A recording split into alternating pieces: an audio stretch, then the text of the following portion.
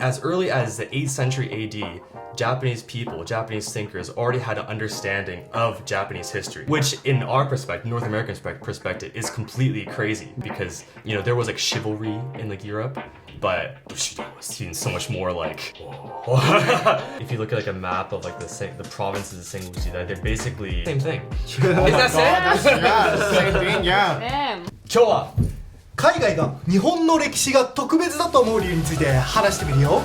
Let's find out!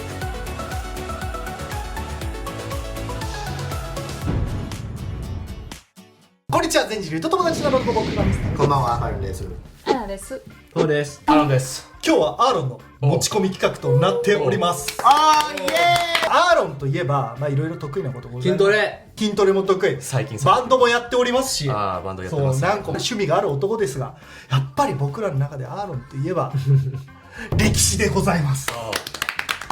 Rekishi God! I love the rekishi, man. There's something so cool about like studying a particular country, people, language, whatever it is, and digging into the past to make sense of why it is currently the way it is, right? It's a perfect way to make sense of today's world. Look into the Right, past. yeah. No, it's really important, but 大学で勉強してなかったっけ？大学院。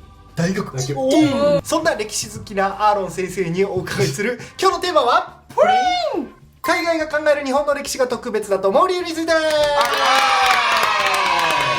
その中でも特に日本の歴史フォーカスしてここってちょっと海外と比べて特に面白いよねっていうのを今日選んできてもらったのでそれを一個ずつ話していこうと思います。正直僕歴史がもう本当に苦手というか地理選択してたからじゃあチリがマスターチリマスターね。チリパウダー。っていう言い訳を挟みつつも歴史も全部忘れちゃって全然勉強してない僕向けに日本の歴史こういうところを海外視点で言うとこう楽しいと思うよっていうのを今日プレゼンしてもらおうっていう回になってますんで、皆さんからしたらそれは僕より知ってると思うからいやこれは知ってるよって思うこともあるかもしれないけど新しい視点でね物事見れると思うんでよかったら見てみてくださいっていうのとあと言うてね歴史家として活動してるわけじゃないからもしこれで間違いがあったとしても優しいコメント欄で大人の皆さん教えてくださいね。お願いします。それでは行ってみましょう。一つ目、Japanese history is long. long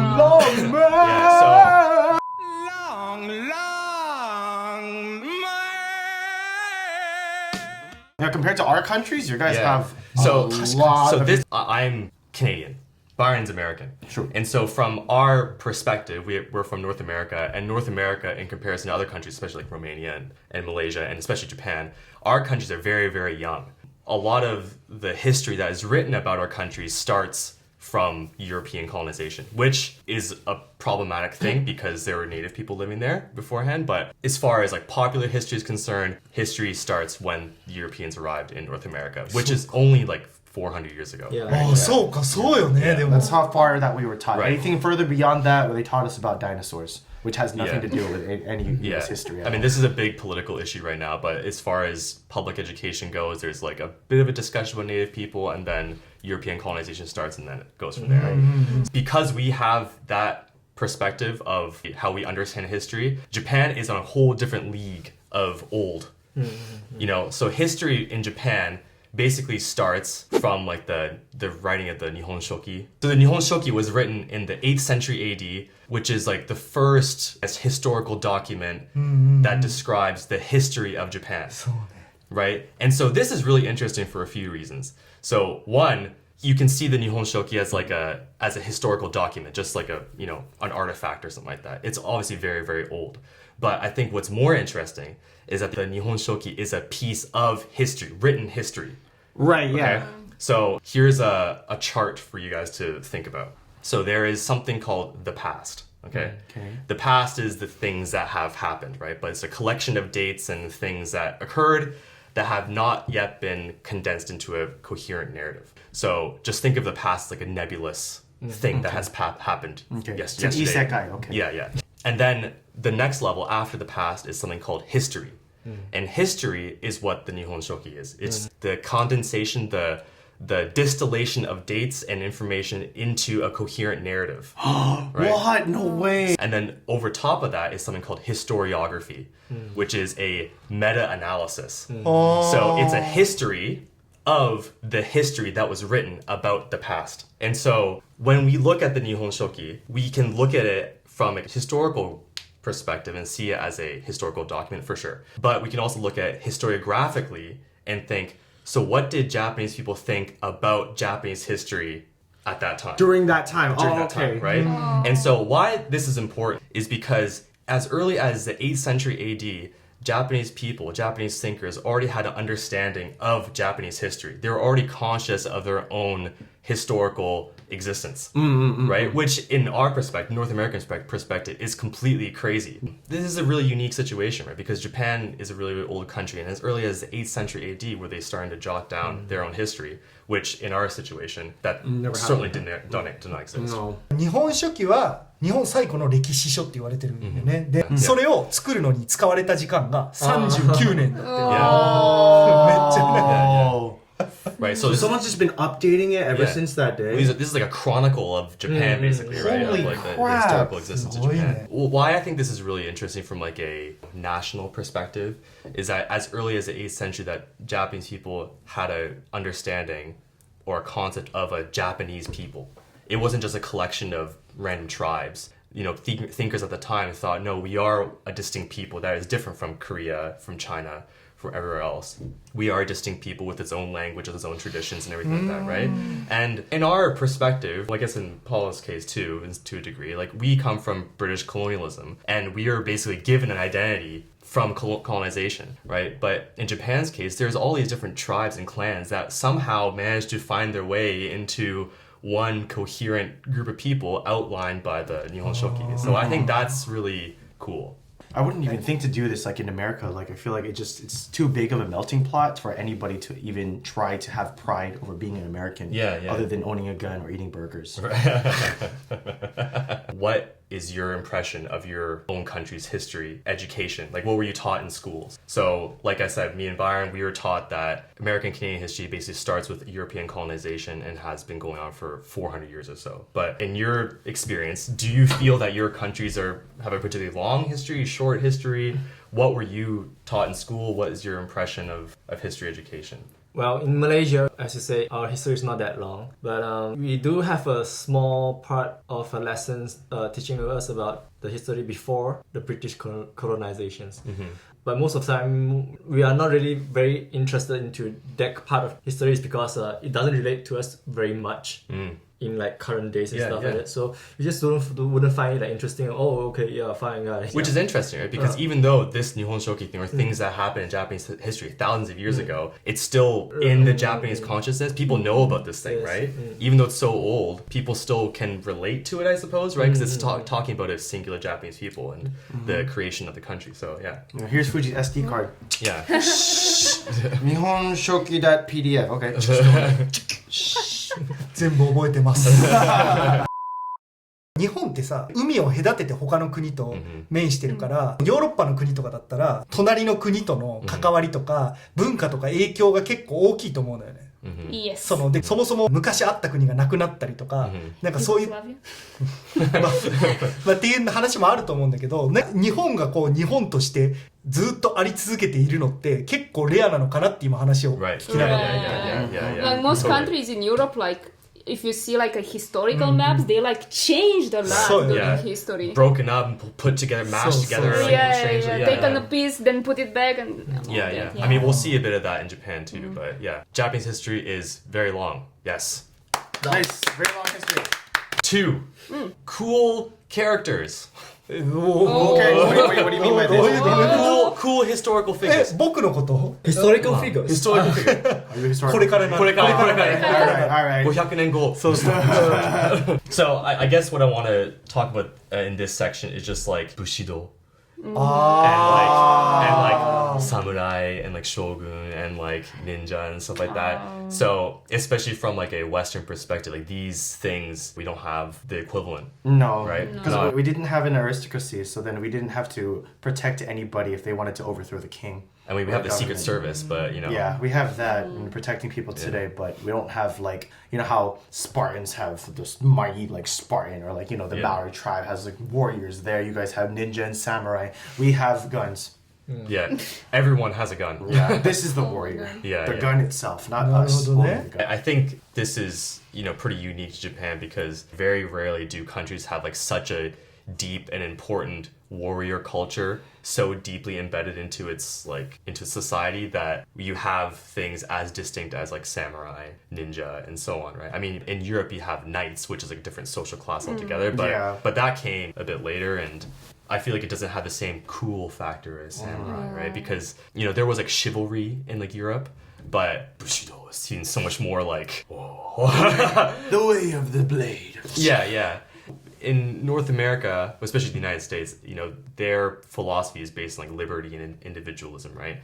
But Bushido is like what? Discipline, right? Pride, discipline, like these things. It's like almost a complete opposite of what individualism really stands for, right? And so from like a kaigai mesen, it's like this is a very unique, very cool, exotic type of thing that we don't see in our respective countries. Not something that we see at all in American culture. It feels like a fukai subject also because there would be quite a lot of media, like movies, that would try to represent this kind of Bushido no kokoro, and they always translate it as honor. You gotta protect the honor of the family, the honor of one another. It's like you disgraced your family. And it's like, yes, but there's more than that. But you don't really have best words in English to describe those. I guess not. Just thinking about how many movies and like anime have like samurai in them, or like you know that show Shogun. Yeah, that was like a huge hit, wasn't it? Yeah, I'm not sure whether it represented accurately, but based on some interviews, the expert was saying Shogun is one of the most accurate representation of Japanese history during the time. I mean, it's a historical fiction, but the way they act and the way they talk is actually very, very historically accurate. That's what I said. Wow, that's cool. Also, from what you said that Bushido, right? I watched Shogun. Then I also realized that Bushido during the time of Japan is freaking cool. It's cool. I remember there's a scene, the first episode, this white guy, he kind of like, he's trying to save this daimyo. He fell off a cliff, so he couldn't climb up the cliff, so he was like kind of almost drowned himself. The white guy trying to save him, but then he seems that the Japanese daimyo, he kind of like losing hope, so he tried to kill himself.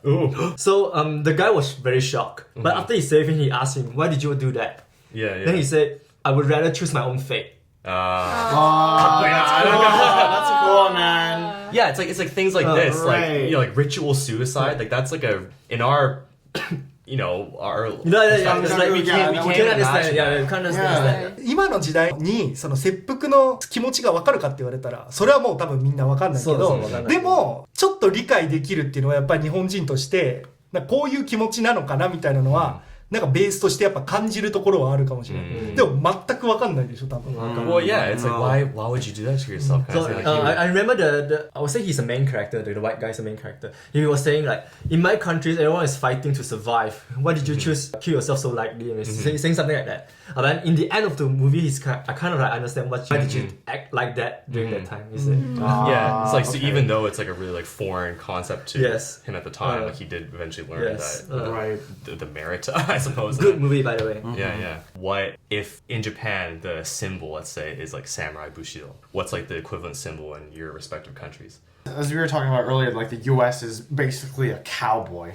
Right? Yeah. I mean, they have guns, right? And then I think that in pop culture, they're probably like the coolest American symbol for being warriors, right? So the U.S. has a cowboy, Canada has the Mountie or the courrier de bois, which is like a courrier de bois, they were like fur traders, French fur traders in Canada that went west throughout all these rivers that stretch east-west throughout Canada, and they basically kind of mapped the inland of Canada. So that's why Canada kind of developed in this way. in Malaysia, we do have like some kind of warriors. There's this guy named Hang Tuah. Recently, there's also some debate about whether this person is actually existed in history. So it could be just a fiction during that time. So it's become a popular icon that fighting against the British colonizations. But some of us in Malaysia would take that this warrior would. In history, they've been described as brave against the colonizer in British. Some of them call them a hero or something. But some of the people also says that the British are bringing prosperity to the land. But you guys are just doing things that. Oh, yeah. So there's two voices about these symbols. I see. Yeah. So when you ask me about is there equivalent symbols, I couldn't tell you exactly. Are they? Can be considered as a symbol. Are they a good symbol or a bad symbol? Yeah. Well, that's why history is interesting, right? It's all about like an interpretation or perspective of how you want to take the data. But so we have this tribe called Dacians that used to be the tribe that live in the geographical area that is now Romania in very old times. And basically this kind of like the Roman soldier versus the Dacian warrior type of thing. Okay. でもなんかこういうのを見たときにさ、アナはローマンソルジャーよりもデイシャンウォリアーの方、そっちがやっぱ味方だなみたいな。So there's like a common thing in Romania where it's like having pride that we are Dacians. Oh, nice. そういうことね。Yeah, like,面白い。 And also because like I told you about there were two big wars between the Dacian and the Roman Empire, between Trajan and Decebal. Those were Trajan versus Decebal, which is like the Roman Empire versus the Dacian. And after the second war in 106, the Romans won over, and we end up. The theory goes that the Trajan, the Romans and the Dacian mixed together, and that's how the Romanian populace got born. But the Dacian won against the Romans. あ、そうなんだ。In the first war, and we're like, we beat the Romans, you know.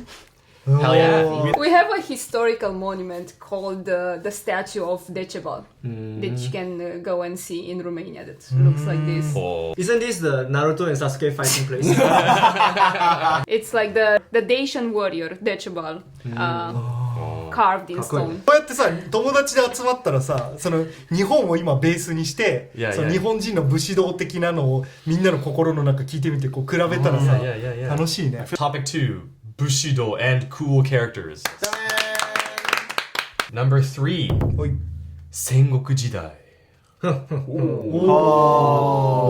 かちょっとね、今までと違う感じで。So, I suppose this has a lot of connections with the previous topic, right? Next to World War II, I think no other era in Japanese history gets as much attention as Sengoku Jidai. I think Sengoku Jidai, for whatever reason, is the most popular era in Japanese history. Probably because we see the most action from samurai, the most like backstabbings, the most assassinations. It's really, really like tense, a really rough time for Japan, the internal turmoil. だから日本の中でもこの人気な武将はって言われたら、もうここら辺の織田信長、豊臣秀吉、徳川家康みたいなのがもう全部この時代に活躍されてる。名前出てますね。When I was still teaching English at public schools, I would see like in their library section, they would have like history books, right? But the one era of history that was put into a manga was Sengoku Jidai. So I guess like clearly there is like some sort of hunger for wanting to make this era more accessible, just probably because it's interesting, right? There's so many people like competing and whatnot, right? There's also so many anime that were made with Oda Nobunaga in them. I don't know whether this my opinion is going to be fit into these teams. I find it very interesting is because you can still see some places in Japan, in Sengoku Jidai places in Japan. Right now, for example, Osaka Castle. Oh yeah.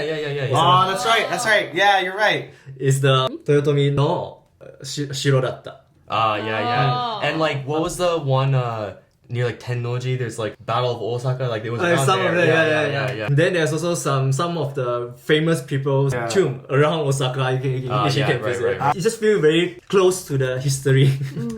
If you look at like a map of like the provinces of Sengoku Jidai, they're basically the same thing. Is that the same thing? Yeah. Damn. I mean, like, it's cool how like when we think of historical events and eras, we often think that like it happened so long ago that has no impact on how we live our current lives.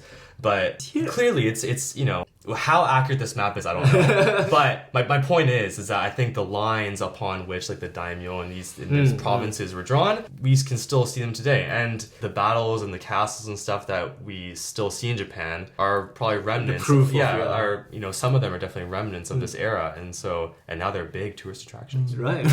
I'm really jealous that Japan has all of these like historical sites that are embedded, and our country is just way too new to like experience any kind of historical significance. Other Freedom than Bell. That's it. Yeah. Statue of Liberty, given to us by France. You know what I mean? Come on. Yeah. I'm a North American person, Byron's from the United States, and the U.S. Civil War was like North and South, boom, that's it. That's it. And there was one singular goal that they were kind of going after, and they were kind of pushing each other back and forth until the North eventually won. But in this case, like, where do you even start? You know, right. if you look at this map, you're like, who's fighting for what? Who's like the central government at the time? Who's the shogun? Like, what kind of motivations do they have to continue fighting? What do the people think about this war, this era at all? This era is just obviously just very, very complicated, and I think it would take historians, or has taken historians, years and years and years to even make sense of what was happening with this. So.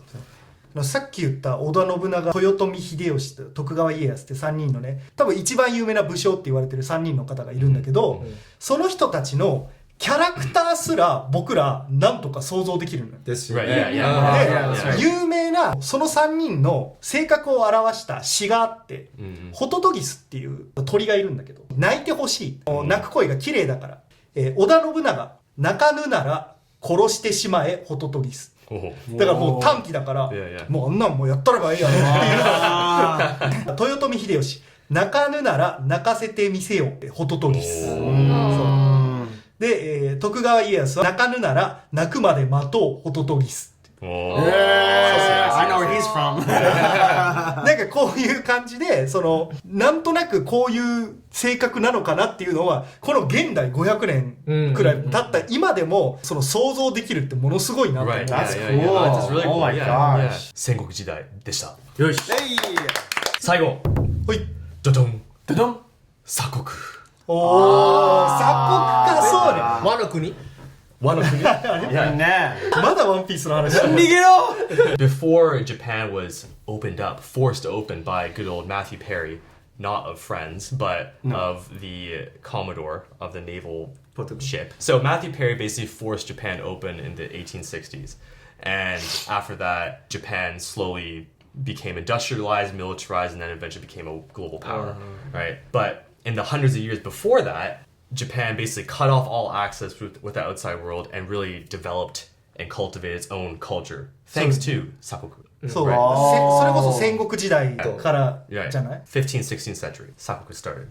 And, you know, I think a lot of people on Reddit like to criticize Japan for being like so old, they're so xenophobic, they're so like backward, they're so da-da-da-da-da. And it's like, dude, there's so many things about Sakoku that allow Japan to flourish with so much culture and literature, and you know, all the things that we really think of Japan is probably in some ways thanks to Sakoku, right? Because it blocked itself off. Like, we're not going to take any influence from anyone else. We're going to trade a little bit with the Dutch here. We're going to trade a little bit with the Portuguese here. We're not going to let Christianity in, because we have our own thing going. That's right, yeah. And we're gonna kill every other Christian that we see here, which, you know, maybe wasn't good, but we want to focus on ourselves. Very inward-looking type of era, right? And so thanks to that, we have the Japan that we have today. And when Matthew Perry forced Japan open, they saw a country that was basically preserved in time, apparently. They saw a country that seemed to be 200 or 300 years stuck in the past. すごいね。200年くらい本当に鎖国してるもんね、ずっと。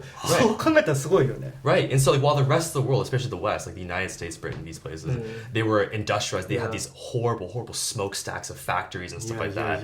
Disgusting industrial landscapes. And they come to Japan, and they see a country that is non-industrialized. They very rural society with a feudal hierarchy and everything like that, right? And so this is something that's completely different from an industrial global world at that time. And so, yeah, really cool. And so from our again, I'm a North American person, Ryan's a United States person, and so from our perspective, our very existence as an American, as a Canadian, is anti-isolationist. Our existence cannot be anything but global in some way because of colonization. Our country's very existence is based on the fact that we have a colonial parent across an ocean that dispensed culture, language, philosophy, and all these things from the metropole into the hinterland or what the colonies. Right. Our land is based off a different land that gave us our identity. And also, I'm not white, but I'm American. Yeah. See? So you see how that works? Yeah, how does that work? Yeah. That's not something that we see happening with Sakoku in Japan. Right. And so thanks to Sakoku, we have all these things that made Japan. Yeah. And Trump's trying to Sakoku right now, but we'll see what happens. Throwing up those tariff walls. Tariff! The best invention of So in some way, Sakoku is still around. One might say that because I guess you could summarize Sakoku as a very like anti-global philosophy. So, but in some way, like Japan's English proficiency, you can see that as kind of like some lingering element or side effect of Sakoku because they're like, we don't need English. We have Japanese. We have a perfectly fine language on our own. That's right. We don't need English. We're totally fine without it. And so Japan recently ranked 92nd out of 116 countries in English proficiency. This is a report that came out recently. And is this a result of the philosophy that's lingering from Sakoku? Maybe. But one can make the argument that Sakoku basically developed a culture, developed a philosophy within Japan that has lingered throughout the generations into an attitude now that thinks Japan is for Japanese language, Japanese people, not English. So Sakoku, very interesting. This explains a lot of like the Japanese ideology that we run into, right? It Wow, brings it to Mamoru. light. Yeah. 和守らなかったら鎖国できない Right, exactly. 確かに That's why I can't speak on the phone on the train. But actually, dude. But actually, まだ鎖国は続いている but actually though, Canada absolutely was never isolationist because we're still a British not colony. We're a Commonwealth country. So, no, I don't think we ever went through a period of isolation. 200年の鎖国って結構やもんね Yeah. 歴史的に考えたら That's like how many generations? Like your reality as a Japanese person during that era, it's like, yeah, I'm Japanese. I don't know anything about China. I don't care. right? My father told me to Sakoku Yeah. so I'm going to follow him Yeah. That sounds like a good idea. Oh my god. Yeah. I feel like geographically wise, say if you want to do the Sakoku in Romania, how can you do Sakoku in Romania when like from a certain point go 2 hour drive and you're in Bulgaria? Yeah. I mean, like Europe is like big plain basically, right? I mean, Right. there's some mountains obviously, right? But if you go in any direction, it's like, oh, now I'm in Poland. Sakoku でした。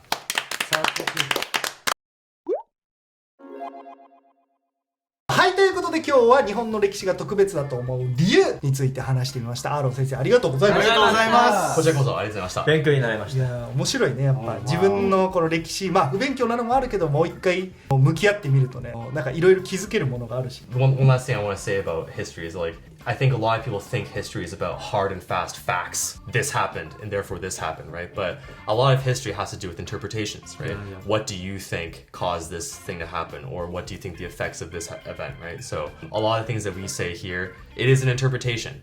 It doesn't, maybe we got a date here and there wrong or something like that, but it is an interpretation. That's the joy about history, right? And so in the comment section, obviously, if you have a different opinion about the impact of a certain era of Japanese history, then yeah, please do so, because this is what scholarship, this is what academia, this is what intellectual exercise is all about. So yeah. 先生だ I think you should be a professor, Aaron. I think so too. Maybe Yeah. quit your job right now and Yeah. become a professor, dude. It makes pretty good money. 他に日本の歴史がねここ面白いな特別かなって思うところがあればコメント欄で教えてもらえたらと思いますあと今日のね動画面白かったかどうかとかも普通に聞いてみたよね結構新しい取り組みじゃない、ちょっとアカデミックな感じでねはい他に僕らに話してほしいトピックがあればコメント欄までよろしくお願いしますそれでは次の動画でまたお会いしましょうバイバイ